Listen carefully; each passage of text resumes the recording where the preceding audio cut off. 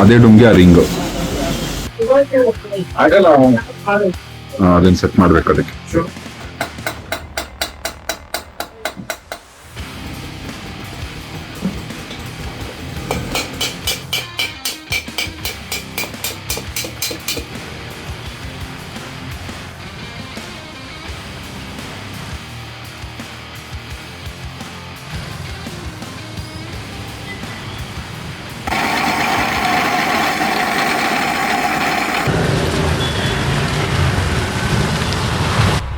ಜಾಸ್ತಿ பேர் வரும்போது பிரச்சனை இல்லை.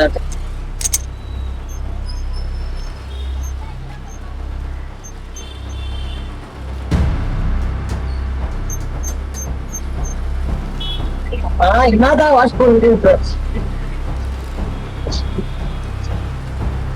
எது இன்ஜினா?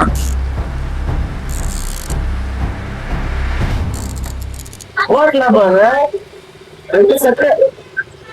எது? ஓட்டலாம் செட் ஆஃப் ஆயிரப்பரா? செட் ஆஃப் ஆயிரப்பரா அதுவா? பண்ணிக்கிறான். 2 செட் ஃபிட் பண்ணிருக்கீங்களா?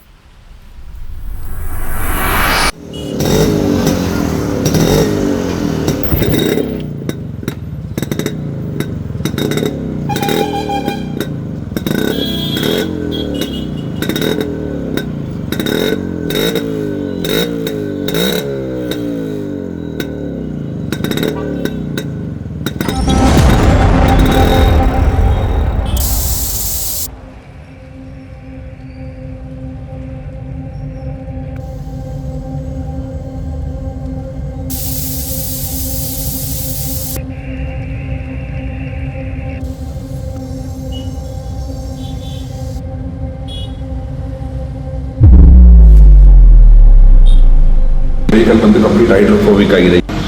Complete silver items, aluminium items ಎಲ್ಲ ಏನು ಬರುತ್ತೆ, ವೀಲಮ್ಸು, ಕ್ಲಚ್ ಕವರ್ಸು, ಹೆಡ್ಡು ಎಲ್ಲನೂ ಬಂದು ಮ್ಯಾಟ್ ಸಿಲ್ವರ್ ಫಿನಿಶ್ ಮಾಡಿರೋದು.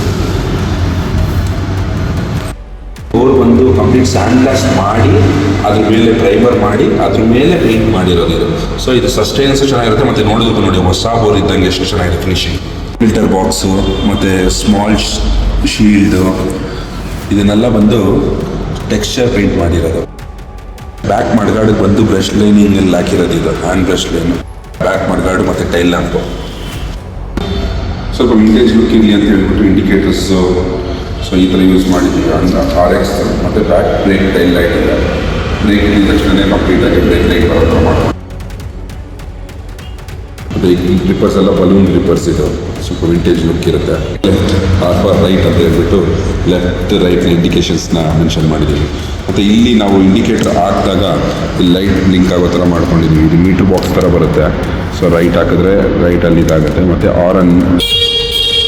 ಆರನ್ ಎಲ್ಲ ಬರೋ ಥರ ಮಾಡ್ಕೊಂಡು, ಮತ್ತು ಐ ಬೀಮ್ ಹಾಕಿದಾಗ ನಿಮ್ಗೆ ಇಲ್ಲಿ ಐ ಬೀಮ್ದು ಲೈಟ್ ಆನ್ ಆಗುತ್ತೆ. ಫ್ರಂಟ್ ಮಾಡಿದ್ರೆ ಹೊಸದು ಹಾಕಿದ್ದಾರೆ.